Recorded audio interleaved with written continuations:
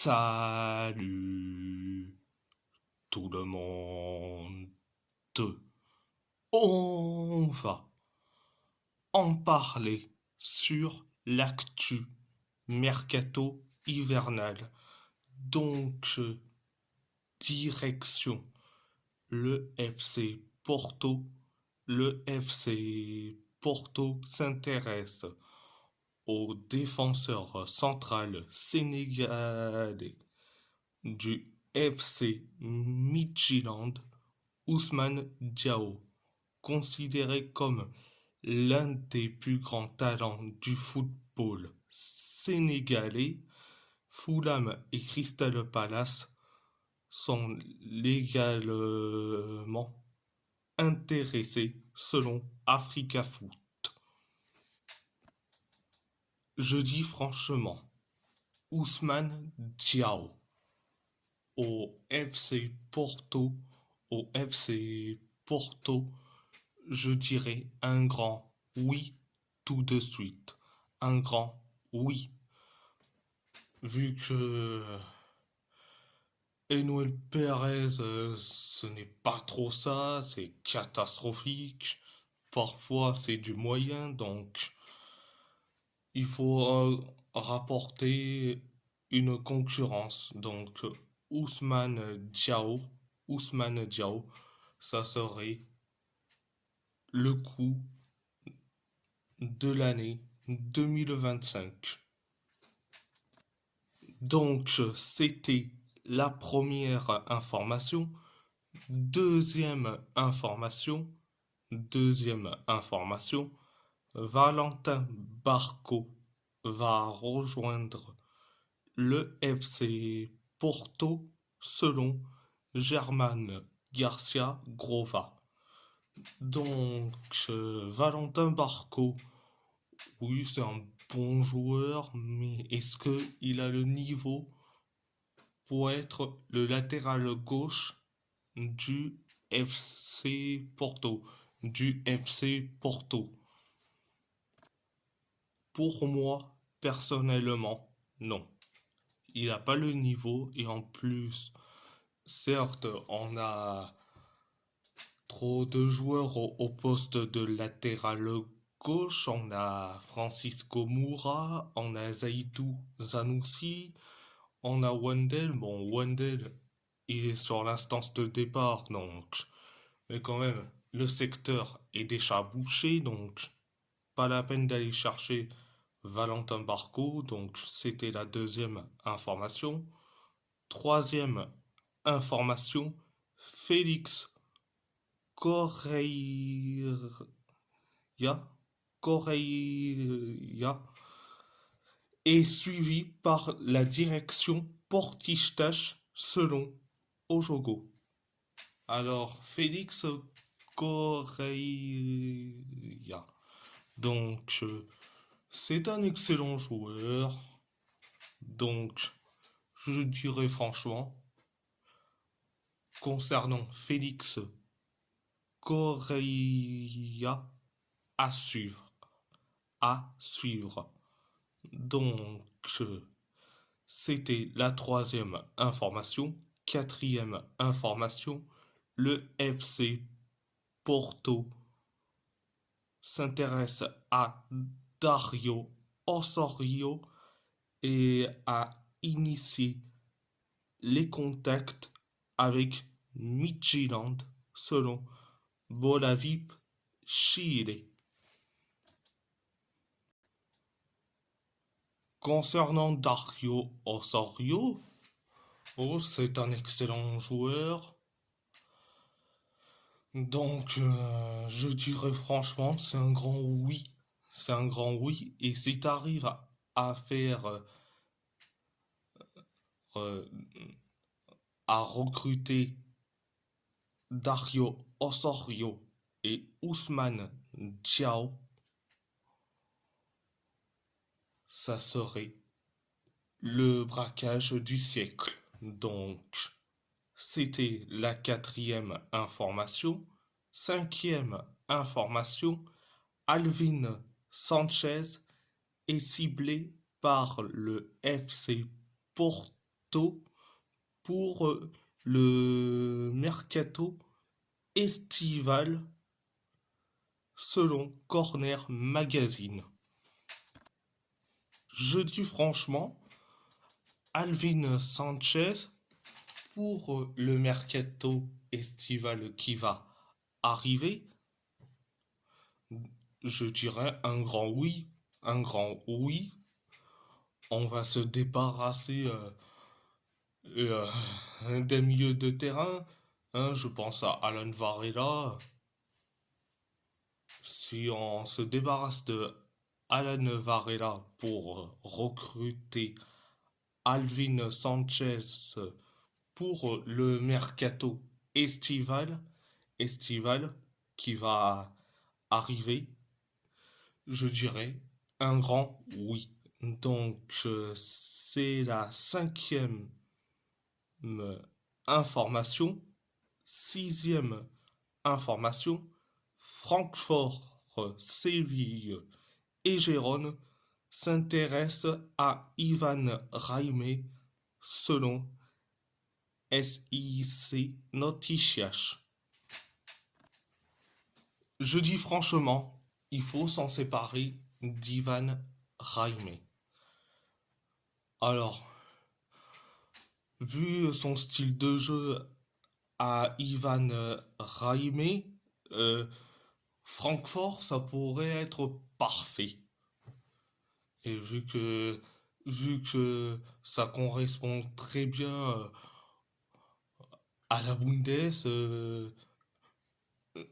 jeune, un jeune ailier gauche qui va chercher de la profondeur, donc ça correspond bien aux équipes de Bundes, donc ça lui correspond bien. Donc c'est donc la 6e information. 7e information, le FC Porto cherche à se séparer de Samuel Portugal selon Sebastião Sousa Pinto. Donc, concernant Samuel Portugal, c'est clair, il faut s'en séparer. Mais quel club va s'intéresser à lui? C'est ça la bonne question. C'est ça la bonne question. Donc, c'était donc la 7e information. Direction. Le PSG, Nuno Mendes réclame un salaire supérieur à 10 millions d'euros par an. Jusqu'ici, la direction a refusé de s'aligner. S'il obtient satisfaction, il restera. En cas de refus, un départ reste envisageable à l'avenir avec Manchester United. Liverpool surveille également sa situation selon Jamel. Franchement, on va parler un peu de Nuno Mendes. Franchement, la direction qui refuse de augmenter le salaire de Nuno Mendes. Tu peux m'expliquer pourquoi Beraldo touche autant que Nuno Mendes? Faut m'expliquer. Pourquoi Beraldo touche autant que Nuno Mendes? Et s'il y a un départ, je peux le comprendre vite fait. Il a plus de matchs référence, ce que ça soit avec le PSG. Le PSG est surtout en sélection à Seleção portugaise. Donc, il a des matchs en référence, mais bon, on lui donne pas un salaire à la hauteur euh, de son talent. Franchement, concernant Nuno Mendes, affaire à suivre. Donc, c'était donc la première information. Deuxième information, des discussions sur le poste de gardien auront lieu pour le mercato d'été. Les discussions pour une prolongation de Gianluigi Donnarumma sont au point mort. Le PSG adore Lucas Chevalier, mais attention, Lille est très dur en négociation, selon Loïc Tanzi. Donc, tant mieux qu'il n'y aura pas de prolongation. La prolongation est au point mort pour Donnarumma, mais franchement, que, que le PSG adore Lucas Chevalier. Ok, pas de souci. Mais, mais je peux comprendre les Lillois en disant que il faut pas renforcer un concurrent pour la Ligue 1. Hein, ça leur fait chier. Là, on peut les comprendre, pas de souci. Mais franchement, moi je dis franchement, hein, certes, t'as le droit de recruter en Ligue 1, mais d'aller chercher des joueurs chez tes concurrents directs pour la Ligue 1, je peux comprendre que ça leur énerve, concernant en Lucas Chevalier, affaire à suivre. Donc, c'était la deuxième information. Troisième information, plusieurs clubs italiens sont intéressés par Cher Endur.